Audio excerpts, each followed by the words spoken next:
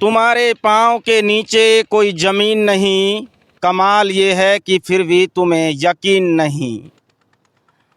मैं बात कर लेता हूँ दौसा उपचुनाव को लेकर, क्योंकि सबको ये लग रहा है कि टिकट कांग्रेस का मेरा पक्का है।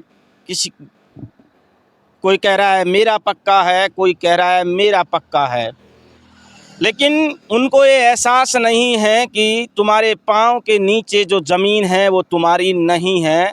क्योंकि मुरारी लाल की बात करें तो टिकट दौसा का उसको मिलेगा जो मुरारी लाल चाहेगा।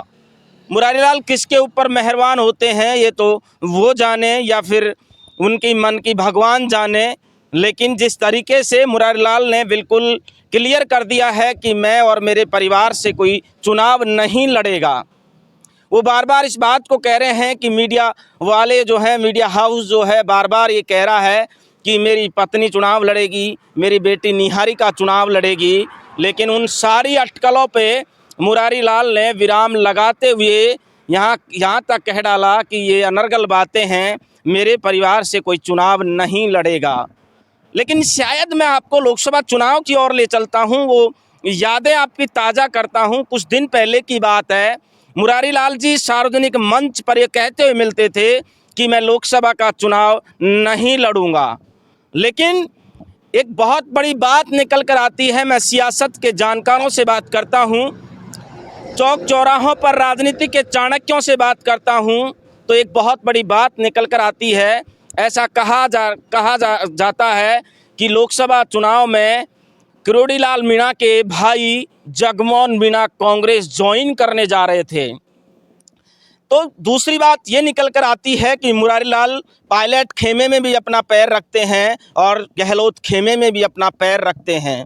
पैनल में नाम मुरारी लाल मीणा का था, इसीलिए मुरारी लाल मीणा से गहलोत जी ने कहा कि आपका अकेले का नाम है, आप तो फॉर्म भर दीजिए।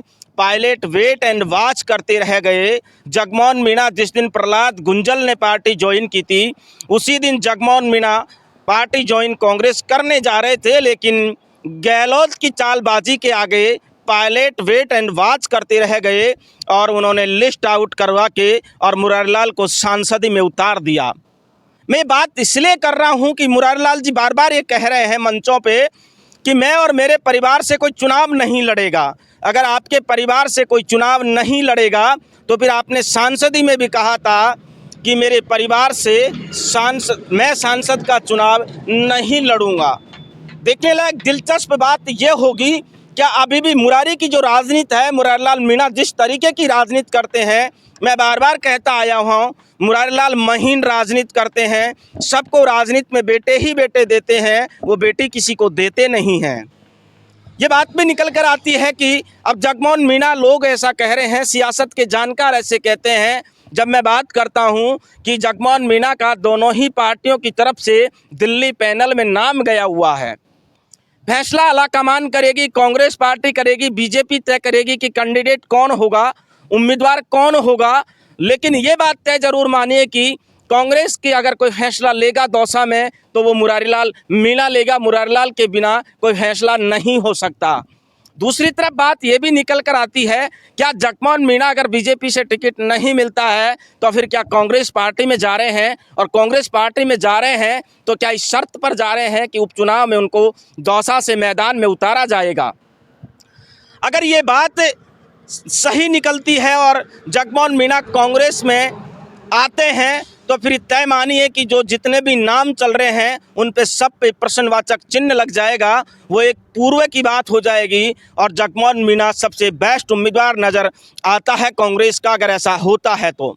लेकिन क्या डॉक्टर किरोड़ी लाल मीणा चाहते हैं कि छोटे भाई, राजनीति है ही ऐसी, क्योंकि अब जब हम 2000 पिछले चुनाव में जाते हैं तो वही दौसा लोकसभा सीट से छोटे भाई हरीश मीणा ने बीजेपी से चुनाव लड़ा था और उनके बड़े भाई नमो नारायण मीणा ने कांग्रेस से चुनाव लड़ा था।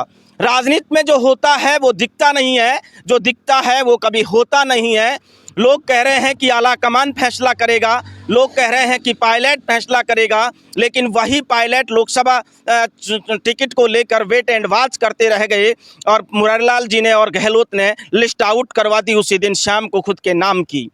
राजनीति ऐसी है, सियासत ऐसी है, किस्सा जब कुर्सी का होता है तो फिर लोग क्या क्या कर बैठते हैं ये पता ही नहीं चल पाता।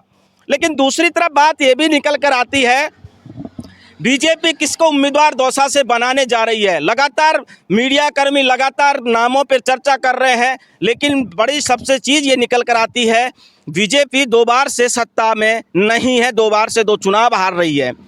क्या ऐसे में चलते बीजेपी ये चाहती है कि ऐसा कोई उम्मीदवार उतारा जाए जो यहाँ का स्थानीय हो, क्योंकि अब जिस तरीके की राजनीतिक बदली है पिछले 10 सालों से 5 सालों से राजनीति जिस तरीके की बदली है, राजनीति में ये हुआ कि स्थानीय उम्मीदवार को महत्व ज़्यादा दिया जाता है। लेकिन देखिए अब बात ये निकल कर आती है कि देवली उनियारा जो सीट है वहाँ बाहर के आदमी जाते हैं और एमएलए बन के आ जाते हैं।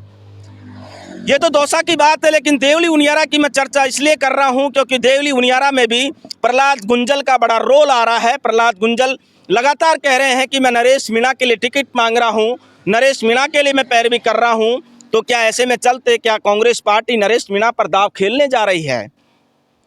जब प्रहलाद गुंजल हरीश मीणा से मिल लिए, जब प्रहलाद गुंजल बार बार मीडिया के सामने कह रहे हैं कि नरेश को टिकट दिया जाए, नरेश लगातार पायलट से मुलाकात कर रहे हैं, तो ये पेच कहाँ पसरा है?